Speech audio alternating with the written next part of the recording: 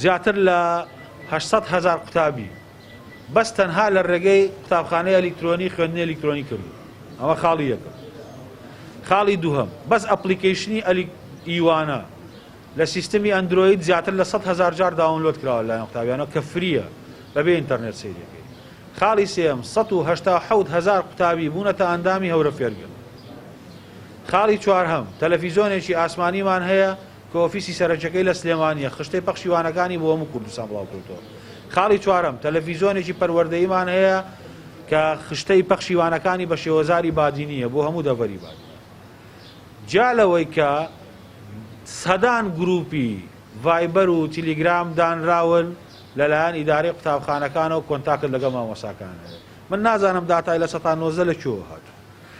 من ناڵێم خوێندنی ئەلکترۆنی 100% جێگەی خوێندنی ناوبۆ لەگرێتەوە نەخێت کەم و کوڕیشی هەیە بەڵام لە دۆخی ناچاریە بۆ ئەوی خەڵک نەخەیتە بەرکوورەی مەرگ لە دۆخی ناچاریە بۆ ئەوی سەلامەتی جانی مامۆسا و قوتابی بپارێزی ئەمە باشترێکە.